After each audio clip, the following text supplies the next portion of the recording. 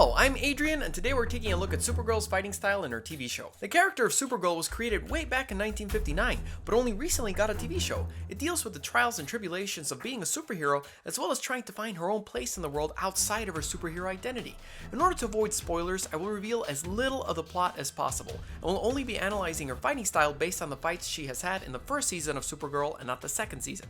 I will clarify that on the show, Supergirl does receive some training from Alex, who is with the Department of Extranormal Operations, but the point of this video lies in extrapolating techniques that she performs on the show and explaining from which martial arts they come from to get a more accurate perspective as to how many fighting styles Supergirl is familiar with in the show. And like I said in Optimus' How Many Fighting Styles, there are several degrees of knowing a martial art. You can know elements of a martial art but not be a master of it.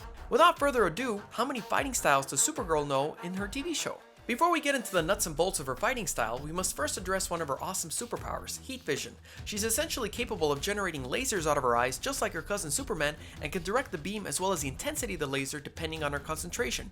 In a particularly excellent moment in the show, she's able to concentrate all the pain she's experienced by not only losing her parents, but her entire planet to finally defeat and bring down the renegade android Red Tornado.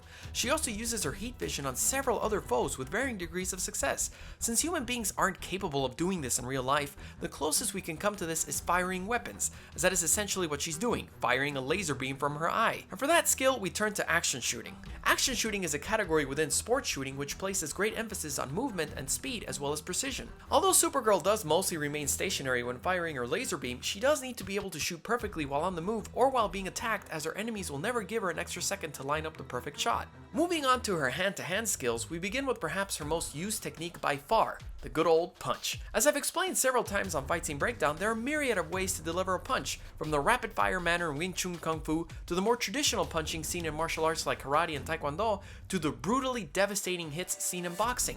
In the case of Supergirl, she's very much a puncher. She's continually clocking her enemies with uppercuts, crosses, or hooks, but the neat thing is that as the fights in the show progress, her technique begins to improve as well. Let's take a look at her first fight with Vartox, the very first supervillain she faces off with on the TV show, to see just how much she's improved. After super tackling him doesn't work, she decides to try to punch him to take him out. It's here where we can see that as a mostly inexperienced fighter, she did not have much technique to her punches and was leaving herself wide open to be countered. Note how when she throws the left hook, the other hand is left back there, and when she follows up with the right hook, the exact same thing happens? This is not advisable during a fight, as not only are you expending a lot of energy sending that other arm to the other side, you are also not protecting yourself and can easily be counterattacked. However, Supergirl is a quick learner, and she does indeed begin to throw great punches and demonstrate form from both boxing and the traditional way you're taught to punch in both karate and taekwondo. Let's take a look at boxing first. In boxing, you're taught that your punches function independently from one another. In other words, if you're launching your jab, cross, hook, or uppercut, your other arm stays perfectly immobile, resting right beside your cheek. It's left there not only so you can be protecting your face while you punch, but also to be at a ready position to be able to launch follow-up punches. Typically, boxers lead with quick jabs to measure their opponent and then deliver their devastating uppercuts or crosses. Taking that into consideration, notice how much better she handles Reactron. She first weaves out of the way to avoid his attack. This is a cornerstone in boxing. You constantly want to be bobbing and weaving out of attacks, or as Muhammad Ali said, float like a butterfly, sting like a bee. Now note how when she moves in to deliver that straight right cross, her hand is right up by her cheek. And once she finishes throwing that punch, both hands are squared up by her face. Her following punch shows the more traditional way you're taught to punch in karate and taekwondo. In these martial arts, the philosophy of punching is very different. Sure, you're taught to extend your arm with as much force as possible, just like in boxing, but the difference is that instead of leaving your other hand by your face, you flip your wrist and chamber it and get ready to deliver the next punch. Think of it as a push-pull mechanism, where both of your arms are constantly working in tandem, where if one is pushing forward, the other is pulling back. Now that you've seen that style of punching, note how Supergirl launches her left cross, but immediately pulls back her right arm, chambering it for the next punch. This chambering movement can also be seen during her second fight with Vartox when she's fighting with much more confidence, and during her fight with Livewire. Note again how when she delivers a left cross, the right arm tucks in. But beyond her punching, you can actually see a bit of both karate and taekwondo in her fighting stance. Note how both hands are in front of her, but are not right next to her face, which would signal a boxing fighting stance. Another traditional taekwondo stance is seen when she's resisting this energy beam by holding out her hand. This is known as a back stance, where your back foot is perpendicular to your front foot and most of the weight lies on your back foot. Moving on to her kicks, Supergirl is fond of using Taekwondo and Muay Thai techniques. Taekwondo is a Korean martial art with a huge emphasis in kicking. Sure, there are punching techniques as I just covered, but a grand majority of the art is focused on delivering a wide array of efficient kicks. One of the kicks is, without a doubt, the most popular and most used kick in both film and television. And I'm sure you know its name by now. Push kick! Yes, the ever-reliable push kick, which even the leader of the Autobots executes as well. It's accomplished by lifting the knee and effectively pushing forward by extending your leg. It can be done with a pushing motion or with more of a blunt snapping motion, but the travel arc remains the same. And this being the very powerful Supergirl, whoever is unlucky enough to receive the blunt force of this kick will undoubtedly go flying a considerable distance. What's more, Supergirl can actually use her blinding speed coupled with this powerful technique to instantly deliver a devastating blow to her enemies.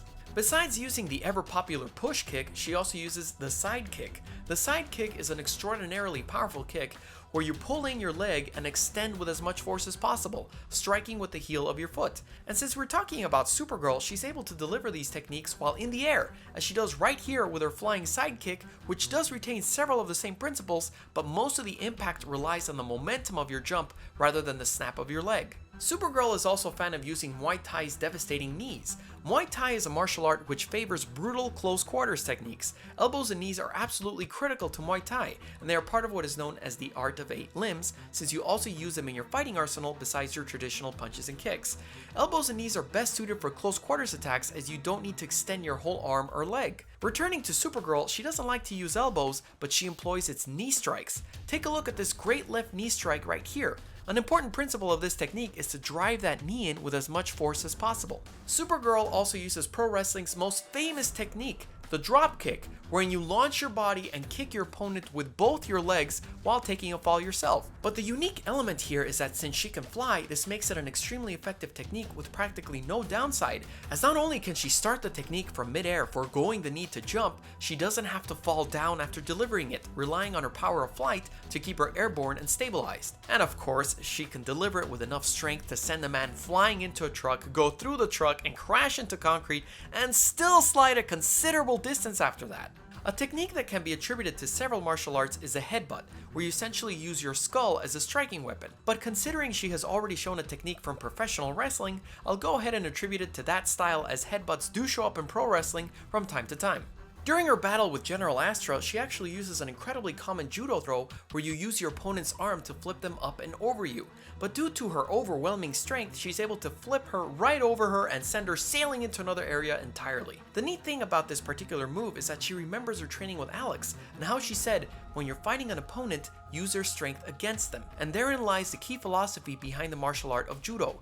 It's very much based around counters and throws, not by relying on punches and kicks like the other martial arts we've seen in this video, but more in manipulating the opponent's body and using their strength in order to execute a throw, immobilize the opponent, or force them to submit with a joint lock or choke. Judo means the gentle way, reinforcing the concept that what matters most is not the strength behind the practitioner, but their technique. As a matter of fact, the principles of judo are maximum efficiency and minimum effort. Relating all of this right back to Supergirl, all she did was counter the punch and throw her across the room.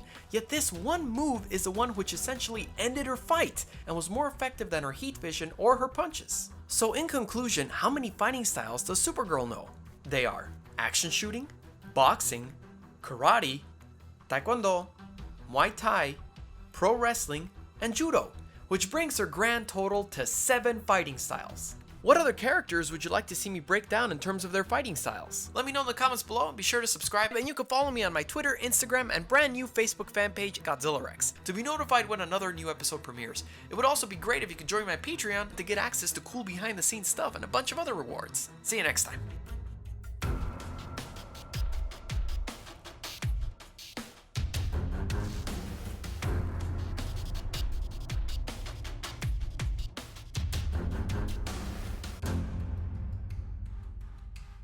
If you're still watching this video, thanks for staying. As a reward, here's a fun little Easter egg related to Supergirl. Everybody knows that Superman is one of the most powerful DC heroes out there, but did you know that there's an ongoing debate if Supergirl is in fact more powerful than Superman? Those who argue for this theory point out how since Supergirl grew up on Krypton, she should have an edge over Superman. The animated film Superman Batman Apocalypse even toys with this theory as well. Batman remarks that Supergirl metabolizes sunlight more efficiently than Superman, and tells him, bottom line, she may be more powerful than you. What do you think of this theory? Let me know in the comments below.